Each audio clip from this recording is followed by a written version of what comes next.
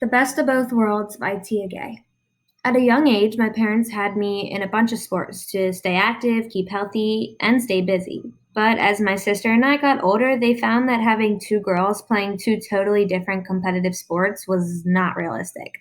I was involved in club lacrosse on a Northeastern Maryland select team, traveling to tournaments in many different states around the country on the weekends, and I was practicing 3 nights a week for 2 hours a night.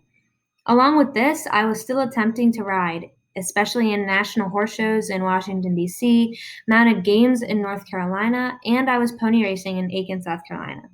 Both of these sports were amazing experiences, and they were both considered fun to me as a child. But when the choice came, my family had just bought a 60-acre equestrian center, and I knew what I was choosing before the question was even asked. Don't get me wrong, I was torn between lacrosse and horseback riding. I really did like both of them and was devastated when I no longer got to be part of my lacrosse team. That is until I found polocrosse, which is where the best of both worlds came in. When I first heard of polocrosse, I literally thought, no way, this can't be a real thing. But it sure was. I did my research, I got a pony who could get the job done, and I got a team who I needed to compete. We then headed to our first tournament in Virginia. I know what you're thinking. Same different sport, traveling to states around the country. But I guess you could kind of call it killing two birds with one stone. Now, since I had never heard of polocrosse before, and I've been riding horses since I was 2 and playing lacrosse since I was 5, it's pretty rare. So let's see what some others have to say on it. Our first interviewee is Tracy Gay, owner of Molly Hill Equestrian Center. How are you today, Tracy? I'm fine, Tia. Okay, so today we're just going to be asking you a few questions regarding the sport polocrosse. So, what are your thoughts on polocrosse? I absolutely love polo cross. It's a new and upcoming sport is in the equestrian world as well as a great and upcoming sport. It's a very fast moving sport. It's fast paced, so I love to watch it while on the field.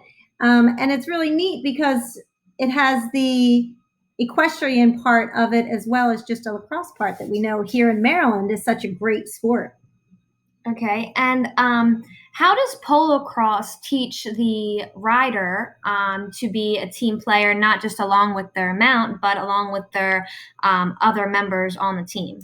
Well, in polocrosse, you actually only have 3 people on your team. And it's so there's only 6 people on the field at a time. So you really do have to work together in order to move that ball down the field as quickly as you can. So not only is it with your 2 other people on the team, but one of the most important, if not the most important team member that each player can have is their mount. You really need a special type of horse to play polocrosse. You need a horse that's going to enjoy that fast moving pace as much as the rider does. So I think that is something that's really important as far as being your team. Not only are you a team with every other member on that you play with, but definitely with your mount. And you mentioned that there were only 3 people on a team at a time. What are the positions that those people play, and how does that sort of wrap into the whole lacrosse aspect of it? Well, there are, like I said, 3 people on a team at a time. You have a player number 1, player number 2, and a player number 3.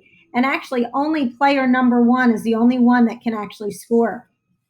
Player number 2 is your midfield, and player number 3 is your defender. So you really do have to work together. Again, you have a huge area that you are covering. So that really does make it a little bit more challenging, but part of the sport that you have there. And so there are 2 separate, very, very different sports involved in polocrosse. Which would you think took more coordination and strength, just overall athleticism, polo or lacrosse?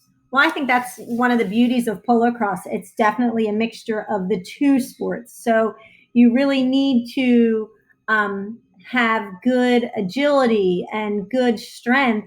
And I think polo and lacrosse, you have that strength in both of those individually, but we just combined it with polo cross. Of course, with polo, you have your mount as well. So you have actually the mallet that you have to use and be able to swing, and that coordination of being on horseback and doing that, which is similar with polo cross. But then you actually have your stick skill with lacrosse that definitely helps you to be a better polo cross player. Okay, thank you, Tracy. You're welcome, Tia. Okay, it's Tia back now. But as Tracy had mentioned, you really do have to have a partnership with your team and most of all with your horse or your mount, whether it be any size, any type. I really hope that this message spreads the word about polo cross and about how fun and how much of an amazing sport that it is to play. I feel like more equestrians around the world need to know about this sport because they are often faced with the same question that I was faced with 5 years ago. I was lucky enough to pick equestrianism and ended up finding the sport that I love today. However, because some people don't know it exists, that alters the decision they make in the end. So, really, I guess my point for today is to spread the word about polo cross because it teaches equestrians how to be a team with somebody other than their horse, and it teaches them that they still have to know how to communicate with people on and off of the polo cross field. This gives them a chance at the best of both worlds, and that's what I love most about polo cross. So I guess that's pretty much it for today. But my point was that I really want to get the word out there because polo cross really is the best of both worlds. Thanks for watching.